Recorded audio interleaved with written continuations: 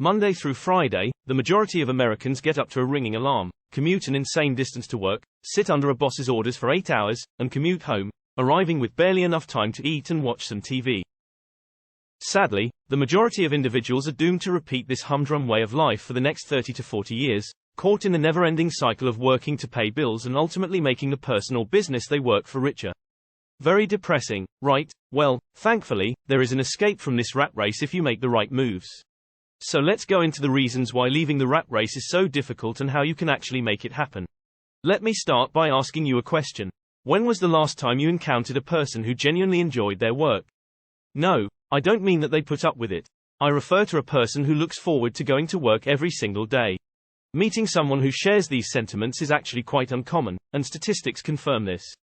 According to recent Gallup surveys, about 50% of workers are only moderately happy with their occupations. Therefore, countless numbers of people are going about their daily lives in the hope that they would one day be able to leave the rat race and experience the freedom they have always desired. But as you're about to find, it's not as simple as it seems to get out of the rat race. How many people do you actually know who have been able to do it successfully? Over 50% of today's workforce does not want to stay in their current position forever. For this reason, obtaining financial freedom should be the top objective for everyone who doesn't wish to always be an employee. This means that you are constantly working to accumulate enough assets to pay for all of your living expenditures and free you from ever again depending on a paycheck. Think about it for just a minute. You can get up when your body is totally rested rather than when your alarm clock rings. You get to relax while reading a book, watching TV, or whatever you like, all while sitting down with a warm cup of coffee instead of driving to work. Then, with no work-related anxieties on your mind, you get to spend the day as you like and do what you wish. That would be amazing, right? Although this is a way of life worth pursuing, it is true that escaping the grind has never been more difficult. You will considerably improve your chances of leaving the rat race in a lot less time than you ever imagined if you understand the challenges that stand in your way, which I will discuss with you right now. You would think that the challenges you'll face in your bid to escape the rat race will start as soon as you begin your profession. However, the problems start many years earlier, from childhood on up. Unfortunately, the majority of individuals have very little financial education in their early years, which prevents them from grasping the fundamentals of wealth creation, such as setting aside money for savings, generating income, and, of course, investing. It's going to be really difficult to win if you don't even grasp the rules of the game, and that's a fact.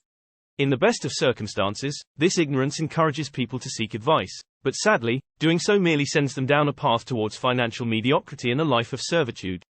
What am I referring to here? I'm saying that you're likely to take the same path that you see the majority of people following, which is enrolling in college in the hopes that the degree you eventually earn will pave the way for a career that will pay well enough for you to improve your financial circumstances. You could graduate with a degree, but if you're like 55% of college grads, you'll also have a staggering amount in student debt that will take you a whopping 20 years or more to pay off. This indicates that you're starting your pursuit of financial independence from a bad place, but at least you have a job that can help you get out of this predicament, right? Yes and no, in a way. The majority of college graduates do find employment after graduation, which is fantastic news, but wealth doesn't just automatically fall in their laps. According to recent statistics, the average college graduate today earns about $55,000 when they start their careers. This may seem like more than enough money to start paying off your college debt and gain financial independence, but when you examine closer, that optimistic thinking begins to turn sour. If your monthly take-home pay is $5,000, you have around $3,500 after taxes. You'd be lucky to be able to pay down even a small portion of that loan total each month when you factor in the costs of housing, transportation, food, and entertainment. This explains why it takes the typical borrower 20 years or more to pay off the college loans. I know you're probably thinking, well, I won't be making $55,000 forever. However, if your job is like most others, your raises probably won't be the lifesaver for your finances that you had thought. For instance, the average yearly raise this year was just 4.8%. That indicates that your income would increase from $55,000 to slightly about $58,000 per year. Even if every dollar counts, it won't make much of a difference in terms of permanently exiting the rat race. Unfortunately, without the financial education I mentioned before, the majority of individuals never grasp how little help their 9-to-5 occupations actually give them in achieving their ultimate objective of financial freedom. Most employers will only ever pay you the very minimum amount necessary to retain you. In other words, their pursuit of maximum profits and your desire of financial freedom are diametrically opposed.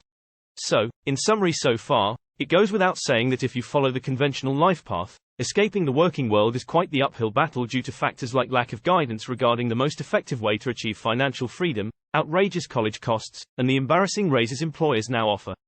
Sadly, the situation just gets worse from here. You see, most of us end up using the spare time we have in between each workday to consume.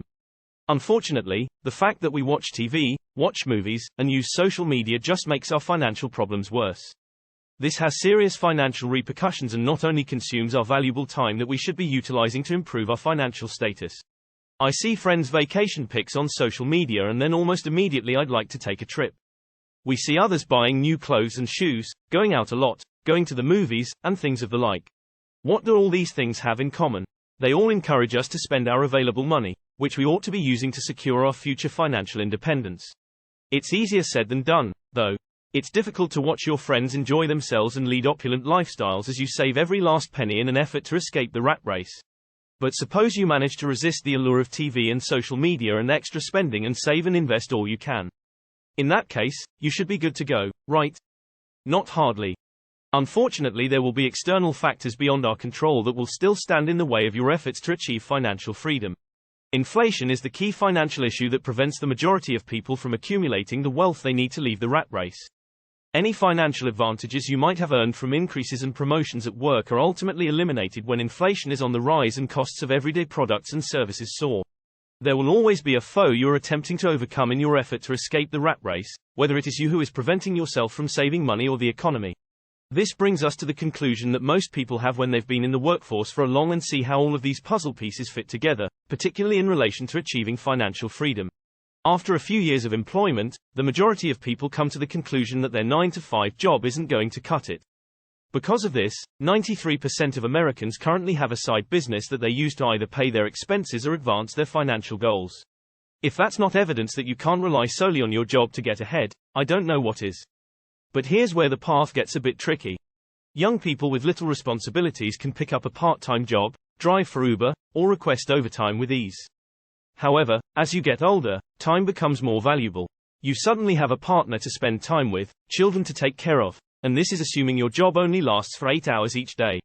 The majority of individuals are doomed to work until they are dead because of this shackling to everyday tasks, which serves as the final nail in the coffin for anyone who wishes to leave their 9-to-5 job. The good news is that there is a way out. And in my opinion, it's the only way to get out of the rat race and lead a balanced life since, while money is important, it is not everything. To start, you must make a 9-to-5 escape plan. How much money you'll need to save and invest, and even the means to do so will all be covered in this escape plan. Starting with how much money you need to retire or to get out of the rat race, we must work backwards. To the greatest extent feasible, you must become less dependent on your income because this amount is solely based on how much it costs you to live. This entails downsizing your living quarters, cutting back on entertainment expenses, saving on food costs, and choosing more cost-effective transportation options. These will provide you the most value for your money and, naturally, enable you to save more money, as they are the largest expenses that the majority of people have. It is time to calculate your getaway figure after you are aware of how much you can sustain yourself on. If you want to avoid having to return to work after leaving, I advise having 30 times your annual living expenses saved up. For instance, if your annual income is $40,000, you would require $1.2 million to retire. Next, you must decide how long you will give yourself to accumulate this sum of money. Since you presumably already don't love your job, I'd suppose you want this duration to be as brief as possible. Generally speaking, the longer you have, the lesser your contributions to your assets will be. Let's imagine you want to retire in 15 years but haven't saved any money up to that point. Assuming a return of 7% on average, this translates to a monthly investment requirement of $4,000. It's obvious that you won't be able to save and invest this amount monthly just from your 9-to-5 job alone, and this is where the final piece of the puzzle comes into play. You have to have a side gig or something extra going on to earn the money you'll need in that amount of time. Your life isn't just about making money, as we mentioned before. So as a result, you need to start investing any excess money you have from cutting back on spending and putting in extra time to buy assets that will generate income as your time becomes more limited. For instance, there are many ways to earn $4,000 to invest, such through a blog, a rental property, a digital good, and so on. Yes, it will take some time for this to get going, but if you don't figure out a means to passively generate the money you need, eventually you won't have the time to work additional hours, which is the trap most people fall into and end up caught in the rat race forever. So, If you're serious about escaping and leaving the 9-to-5 grind, steer clear of the blunders I talked about earlier. Cut down on spending, and put every extra dollar you have towards your escape fund, and before long, you'll be bidding your cubicle farewell. Challenge yourself and get inspired to achieve the type of life and financial freedom you want. Until next time, my friends, have a great day.